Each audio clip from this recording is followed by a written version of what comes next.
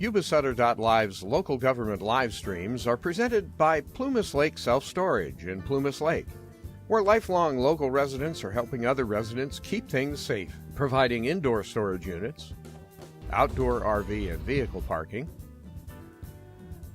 moving supplies, and Penske truck rentals. Details at PlumasLakeSelfStorage.com.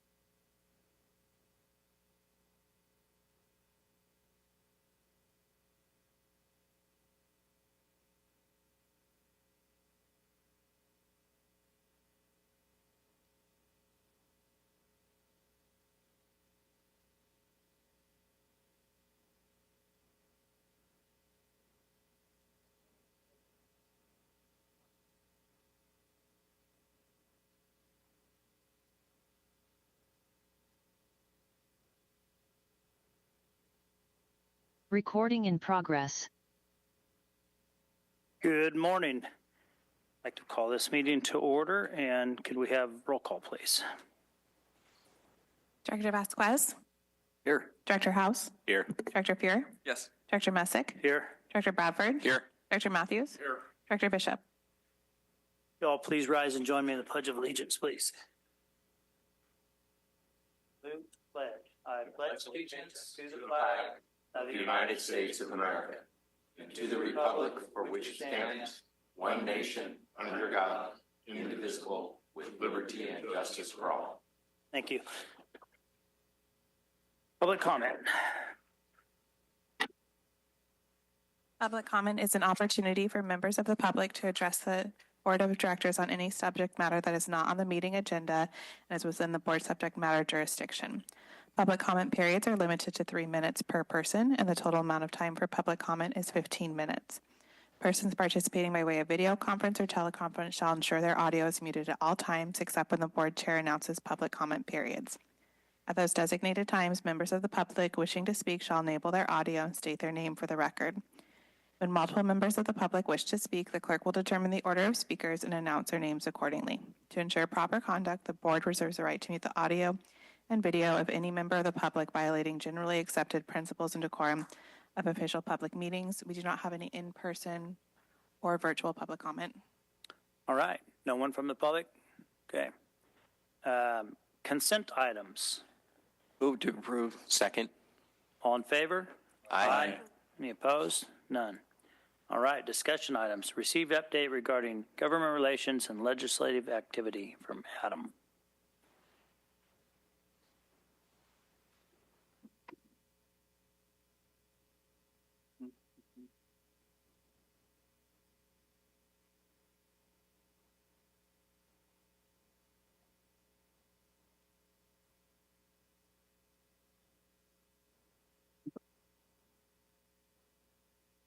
Well, good morning, Chair Messick, board members, honored guests. Great to see you all this morning, and appreciate the opportunity to take a few minutes to talk a little bit about what we're doing in terms of government relations and legislative work, both in Sacramento and in Washington, D.C. Just as a reminder, we try to come before you at least twice a year to provide you with an update like this. The first update is right around this time of year after the policy and landscape in terms of legislative proposals has become clear. And then once again at the end of the year, once outcomes are known and we can report out on sort of what's happened over the past year, as necessary, we'll come before you more frequently with specific items.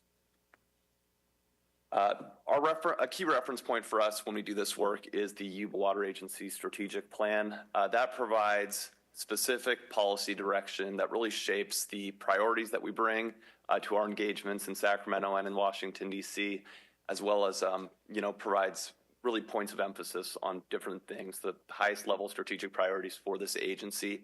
In terms of how we do this work, as it's described here, we actively monitor legislative and regulatory developments, we engage as necessary and as appropriate to promote and defend the agency's interests and strategic priorities.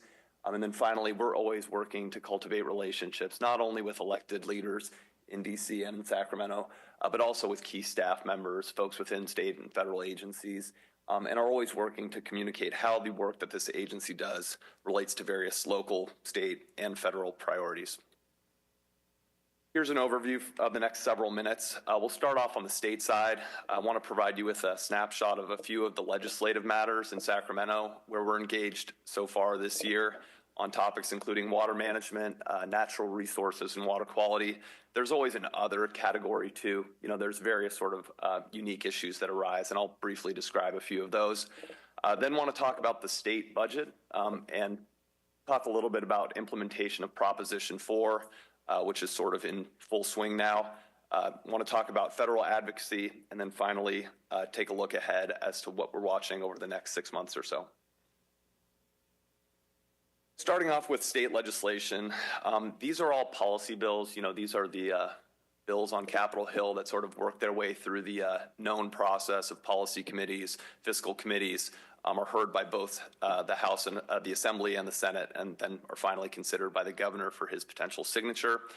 The first bill I want to describe today is AB 269 by Assemblymember Steve Bennett from Ventura County. This is a bill that would amend the section of the Water Code creating the Dam Safety and Climate Resilience Local Assistance Program, which is housed within the Department of Water Resources. Yuba Water Agency put a lot of effort and energy into the creation of that program over the last several years. We were really pleased when the state budget created that program several years ago, funded it with $100 million in initial funding.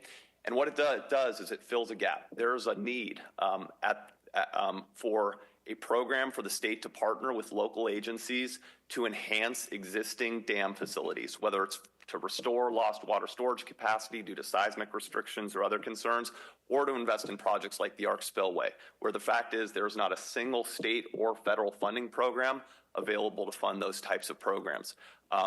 Mr. Bennett's bill proposes to expand the list of eligible projects to include dam removal projects. While many dam removal projects may have merit, the fact is there are any number of state or federal funding programs currently available to support those types of projects. Proposition 4 includes actually 2 chapters where dam removal projects are potentially eligible. So we are opposing this bill along with the coalition of agencies statewide that work to create this program, recognizing that any dilution in the availability of funding for the types of projects that we've collectively worked to advance over the past several years would be pretty problematic development. The second bill I'll mention under water management is AB 1146 by Assemblymember Diane Pappin from the Bay Area. Diane Pappin is the chair of the Assembly Water Parks and Wildlife Committee, so she is interested and involved and frankly an important voice when it comes to water policy issues in the state legislature. This bill would prohibit reservoir releases made under false pretenses. False pretenses for purposes of this bill has a sort of circular definition. It's if it's knowingly or designedly made under false pretenses. Again, the term occurs in the definition as to the purpose and use of the water that's being released. This is aimed at one past occurrence. Back in January, you may recall, in response to a presidential executive order, the Army Corps of Engineers made some releases in the sand down in the Tulare Lake Basin that some parties objected to. This is an example of a bill where we are working actively with the author's office to try to communicate the concerns that we have about a proposal like this that could have unintended effects, while at the same time acknowledging, her position and the interest that she has in these issues. We're involved in conversations, in fact, later today with the author's office on this bill, explaining our concerns and figuring out what a more constructive path forward might look like. Under natural resources and water quality, I won't go into detail on either of these bills other than to say that they're kind of part of a trend. There's a lot of concern on the part of the majority party in Sacramento about potential changes at the federal level with respect to existing regulations, existing statutes. So each one of these bills would essentially lock in existing federal protections under state law if there were to be a change under federal law. So AB 1319 If there's a change under federal law to the Federal Endangered Species Act, this would lock in those protections via the California Endangered Species Act. Similarly, with SB 601, if there were changes under the Federal Clean Water Act, it would attempt to lock in those existing federal protections or pre-existing federal protections via the Porter Cologne Water Quality Control Act, which is kind of like our California Clean Water Act. What I'll say on these bills is that while I understand the impulse, the mechanisms by which those protections get locked in place can oftentimes be problematic and present concerns of their own. So we're working closely with our statewide associations, whether it's Association of California Water Agencies, California Municipal Utilities Association, Northern California Water Association, California Chamber of Commerce, and others to ensure that we are communicating the potential unintended effects of these types of policies and how they might be avoided. Last thing I'll say here under other, there's a lot of focus this year on wildfire and forest health proposals in the legislature. A lot of them are sort of more focused on the types of issues that they confronted down with this recent set of fires in Los Angeles. But there are a few bills that present opportunities for the agency. One is AB 706, which would take some modest but important steps to incentivize biomass energy procurement, which could be a good thing for efforts like what they have going on in Camptonville and in other places. And then there are, I will say, just last thing under other here, potential rumblings related to budget trailer bills. These are the bills that don't go through that, bill on Capitol Hill process, but are enacted as part of the state budget process. That process is a lot less transparent. It's a lot trickier to influence, but it is one where we have opportunities potentially to see some good changes made. It's a little early yet to talk about that, but I just have to point back to the top of the screen that Dam Safety and Climate Resilience Local Assistance Program, that whole program was actually stood up through the state budget a couple years ago. So there are opportunities there. Moving on, high-level overview of the state budget this year. The governor's January budget proposal is the most known and definite proposal out there at this point. It's a $332.2 billion budget proposal. That's on track with last year. I'd say the major trend to know with respect to this year's state budget relates to revenue uncertainty. Our budget in California on the revenue side is very top-heavy. Income tax is the single biggest increment of state revenue available to support the state budget. And it depends on the year, but in some years, almost half of our income tax revenues are generated by the top 1% of taxpayers in California. So to the extent that there are effects, broader economic trends, or changes in capital gains and how those are realized, that can have a really dramatic effect on the state budget. That percentage varies from 40 to 50% depending on the year, but again, pretty top-heavy budget in the state. So that's the first sort of uncertainty coming into how revenues are realized for the state. The other issue is that in response to the LA fires, they actually delayed the filing and payment dates for taxpayers in Los Angeles County until October 15th this year, so a 6-month delay. LA is one county of 58, but it's a pretty big one, and so it remains to be seen how delayed tax filings and payments are coming out of Los Angeles this year. The state budget development process is really kicking off now. The legislature has to conclude that process by June 15th. There's always action that's taken after that budget in chief is adopted, but by July 1, we'll have a better sense of what the state budget looks like this year. I mentioned Proposition 4 earlier, just to go into a little more detail here. It's a $10 billion general obligation bond approved by California voters back in November. There's at least 3 categories that are of potential interest to the agency. The first is $480 million in funding made available for the Dam Safety and Climate Resilience Local Assistance Program I've already described. These are big projects, whether it's a project like ours or projects in Southern California, the Central Coast, or the Bay Area. These are big projects, so while $480 million is a lot of money, you have a lot of big projects competing for it. The state's current plan is to make approximately half of that funding available this budget year, half next year, and that would exhaust the funding. We already have a team led by flood risk reduction manager Sammy Nall that's working to understand the basically rules of the road and getting ready to prepare an application if and when that funding becomes available. I do want to mention briefly, there's also $250 million for facilities of the state plan of flood control. Those are the collective works that make up, the flood risk reduction infrastructure in the Central Valley. So it's good that the state has some resources available to put toward levee and other projects. And then finally, $1.5 billion for forest health and wildfire prevention projects. The bulk of that money is going to CAL FIRE. I'll turn now to federal advocacy. On the legislative front, two proposals we wanted to highlight for you today. The first is the Fix Our Forests Act. This is a reintroduced piece of legislation from last year. It would expedite review of forest health projects under NEPA. It would limit certain Endangered Species Act consultation requirements for forest health projects, and it would codify good neighbor authorities nationally.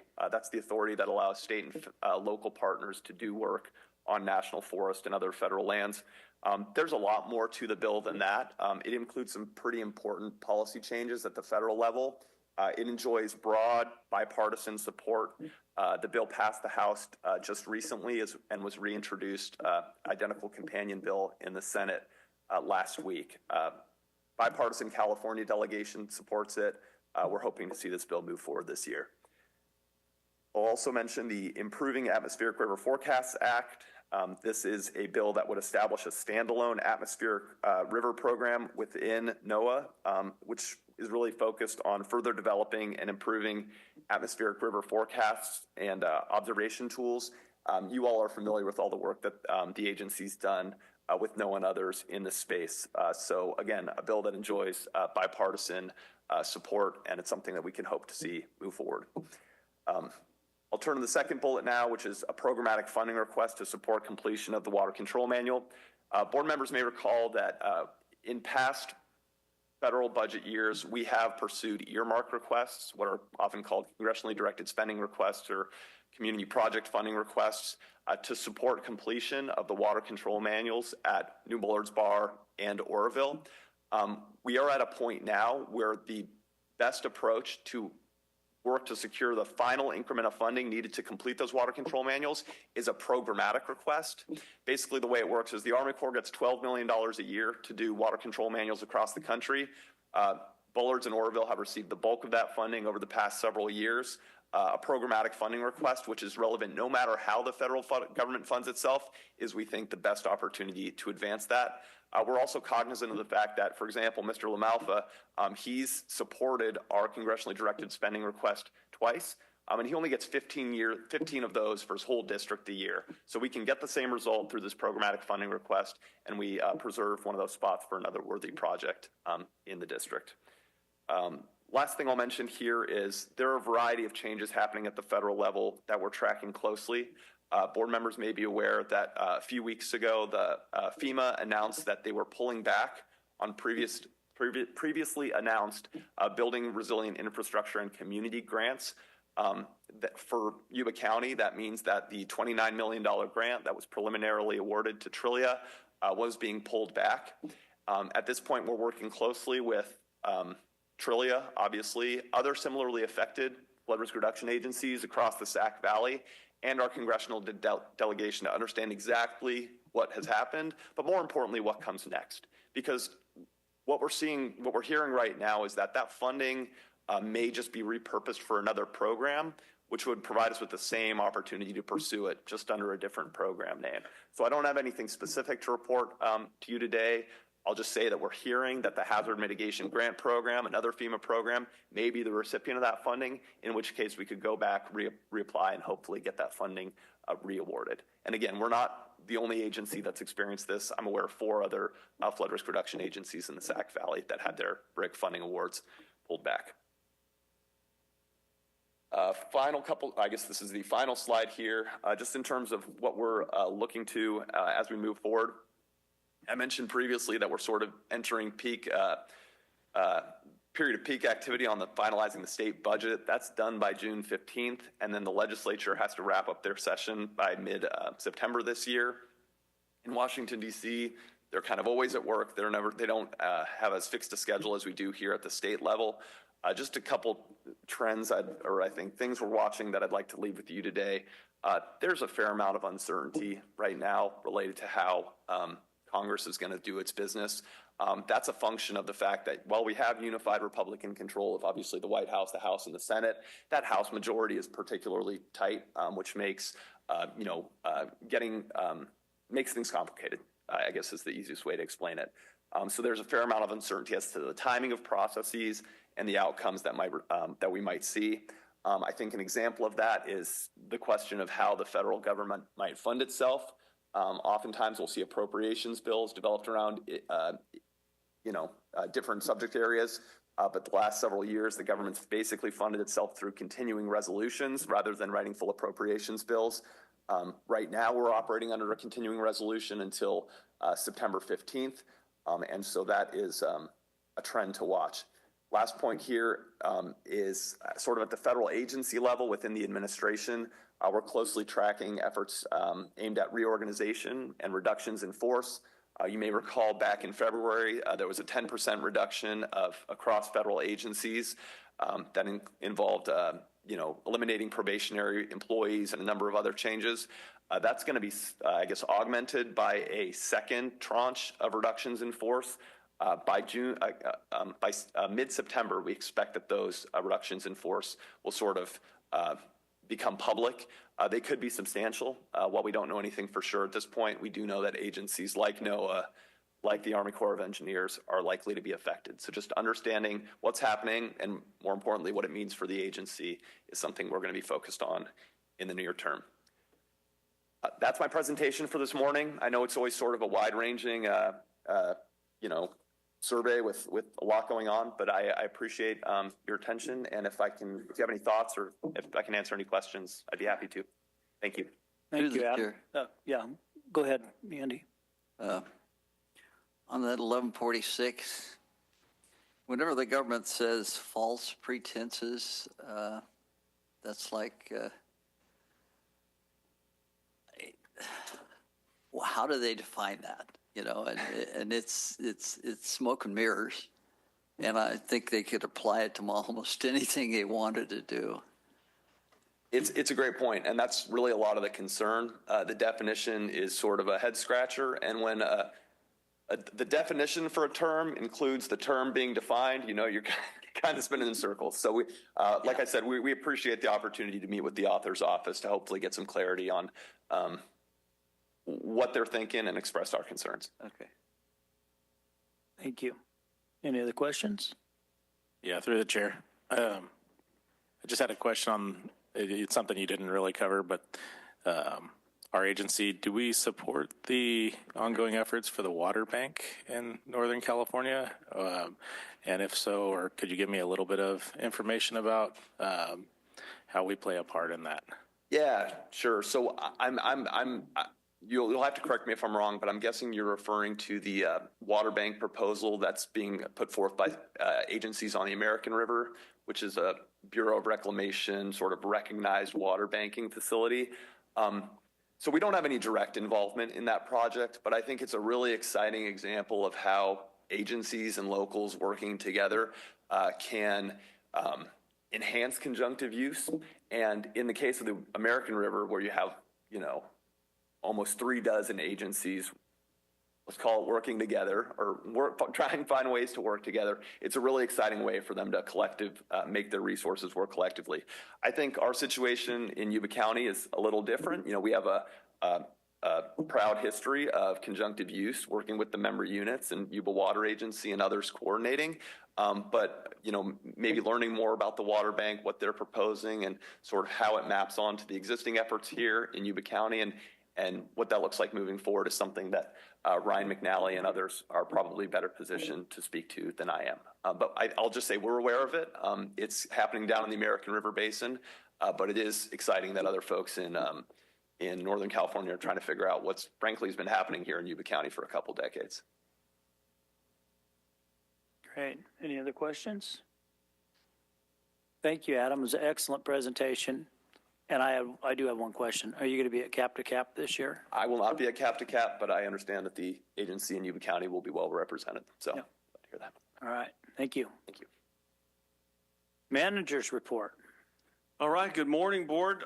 Things are going well. It's springtime and we're feeling it out there. We got the springtime weather. The snow melt is now occurring. New Bullard's Bar is well supplied. We're actually encroached in the flood pool, I would say significantly, about 37,000 acre feet. That's all coordinated through the Army Corps of Engineers. So our water supply is looking really good. Things at the power system headquarters are going well. Unofficially, we're looking at potentially move-in around late June, early July if things go well. On to our routine operations and maintenance. The road repair that's happening on the crest of New Bullard's Bar Dam started yesterday and will go through May 2nd. There will be road closures daily there. So far, so good. We're having a significant increase in our frequency of meeting and planning on the tunnel outage. Our internal group plus contractors and consultants are now meeting twice a month to ensure that the orchestra is well rehearsed and ready for the tunnel drain in October. As far as the outage at Narrows 2 goes, I wasn't at the last board meeting, but I know we notified you of the flow meter issue, and we had to redrain the tunnel and fix the flow meters, and it was an unknown duration. I'll let you know that yesterday we returned the unit to service, received a bunch of photos of all the work that was done the last 2 weeks to fix those flow meters and make them robust and be able to survive the flows in the tunnel and penstock. I got to compliment the crew for beefing up the infrastructure inside the facilities. The unit's online. It's generating now, and it lasted almost 24 hours now. So we're pretty confident it will. And based on the pictures, it'll keep going. I know we didn't and we can't identify the exact amount of lost generation revenue or lost generation revenue opportunity, but I look back at some of our sales the last couple of weeks from the Narrows 1 unit, and if you assume similar prices for Narrows 2, which makes sense, it would be about $40,000 a day that Narrows 2 would have returned plus a little bit of RA. So if you just take that and call it $50,000 a day times 14 days, that's about $700,000. That's lost generation opportunity.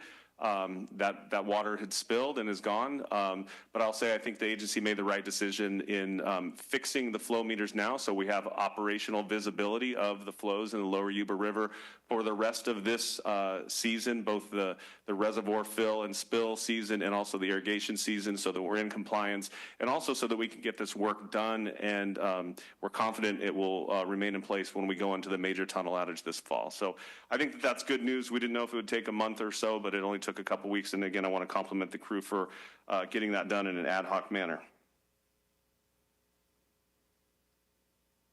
Like I said, both the Narrows units are online. The Colgate units are going to be taken down for a minor amount of maintenance on the governors, both today and tomorrow. So we'll take Colgate Unit 1 down today and Colgate Unit 2 down tomorrow. There's some minor improvements that need to be done so that we can operate them to a specific megawatt set point accurately, continuously.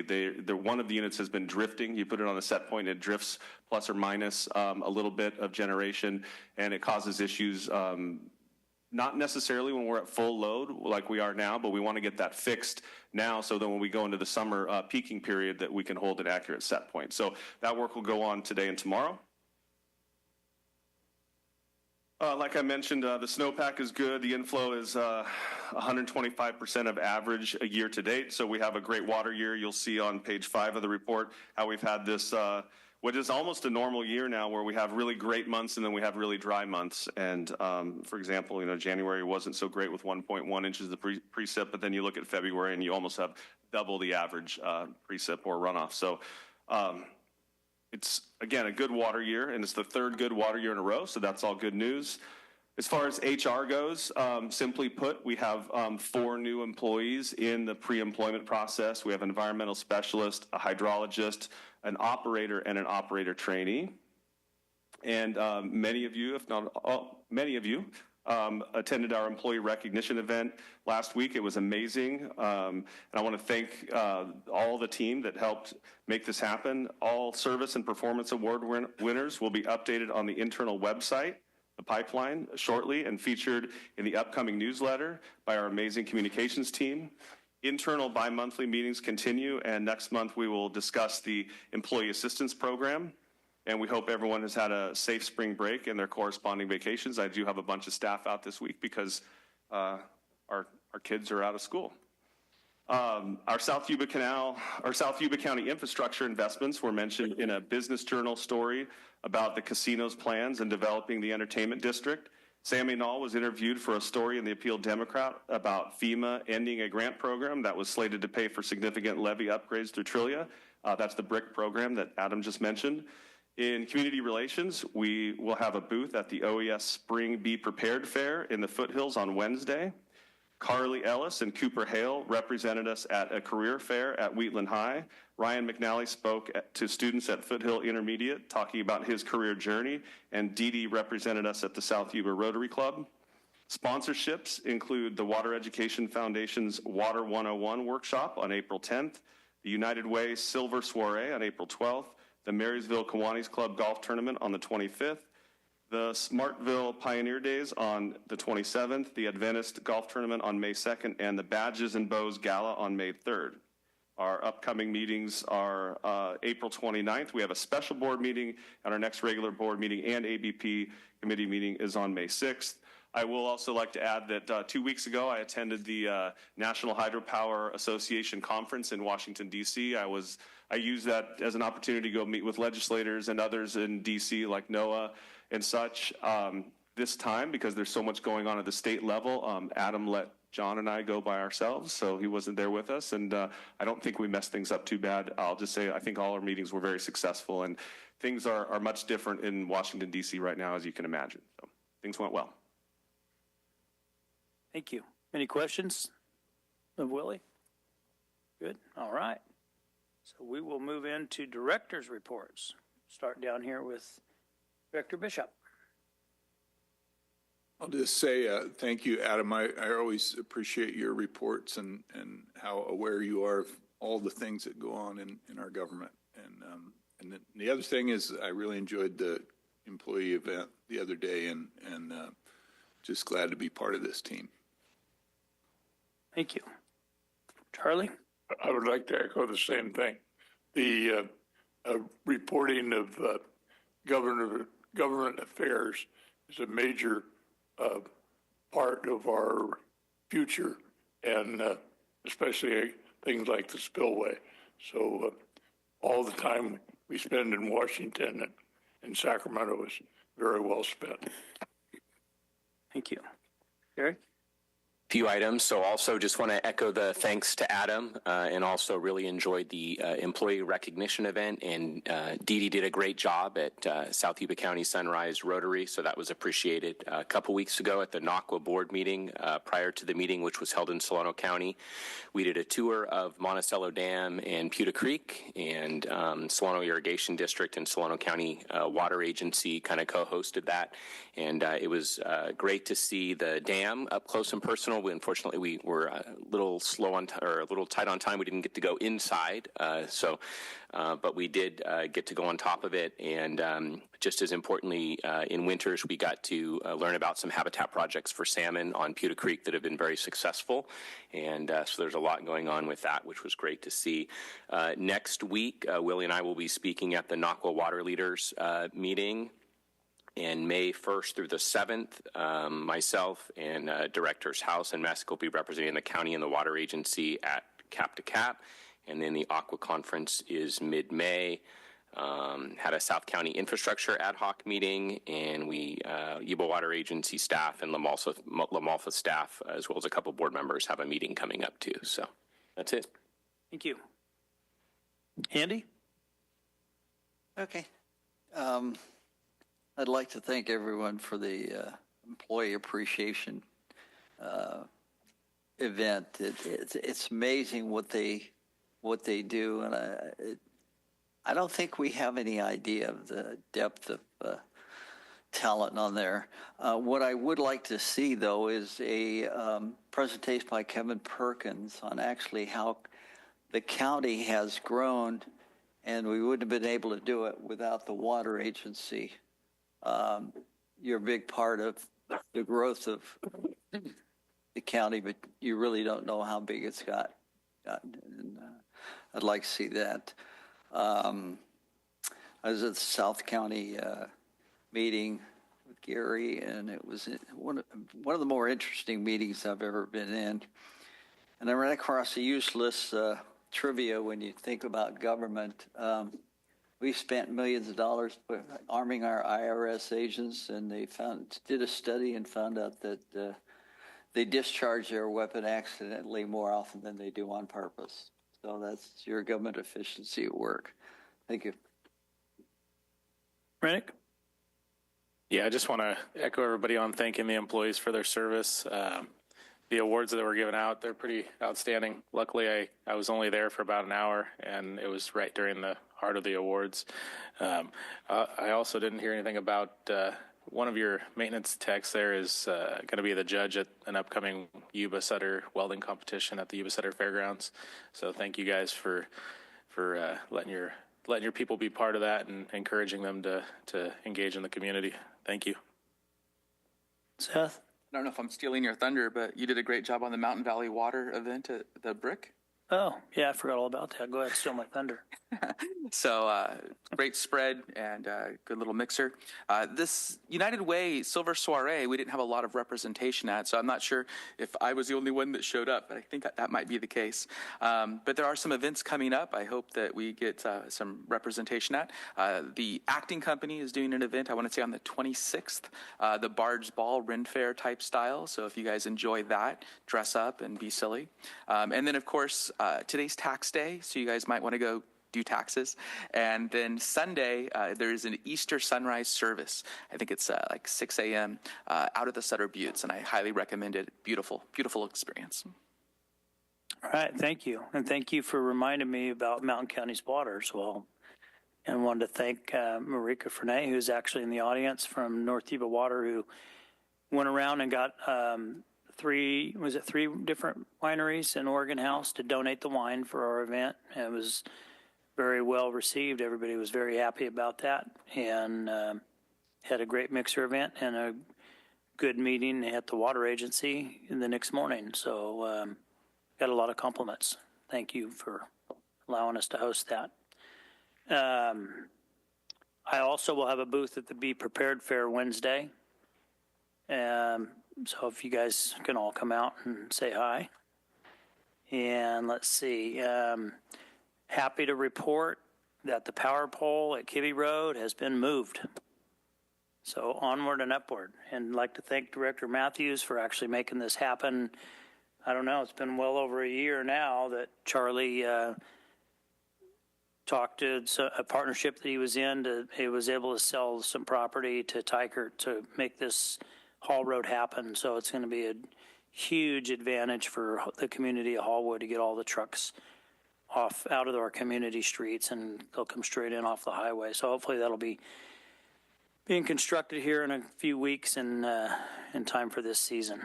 So when we have the tunnel outage, some point when we have the tunnel outage, I would like to request that we give the Dobbins Oregon House Fire Department a tour of, first off, I want to have them a tour, probably pre-opening tour of our power systems facility, because they are the fire department in that community, but also a tour of the powerhouse where there's no water running through it, and it's not near as dangerous with power lines going everywhere, and so they're familiar in case hopefully we never need them down there, but if we ever do, I just wanted to get them that tour, or both of those tours. Pioneer Days coming up. I won't be there. I have another commitment, but I can tell you guys it's a really neat event. They give tours of Yuba Water Agency mine property. It's basically a hayride and a really interactive tour. It's really worth going. So if you guys can go to Pioneer Days, I think it's like the 27th or 29th or something that Saturday. And also, I'll just let you know, I won't be there. And for the last 2 years, the first year I won a chainsaw, and last year I won a weed eater. So it's a good event, and you'll have a lot better chance of winning without me there. So everybody go to that event. And then finally, you're going to be tired of hearing me, but When Pigs Fly, Yuba-Sutter Sheriff's Aero Squadron Dinner, May 17th, outdoors at the Yuba County Airport. It's premier dinner event to go to. in our community. Hope you can all make it. So with that, we are going to go into closed session. We have one item on closed session, and then we'll be back out.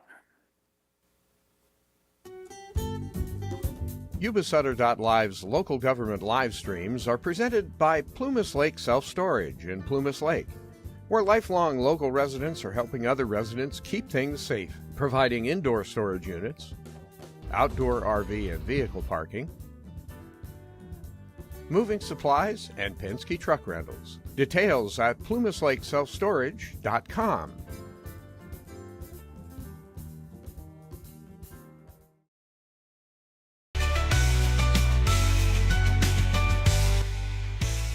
Yuba-Sutter.LIVE. It's the truth that comes through.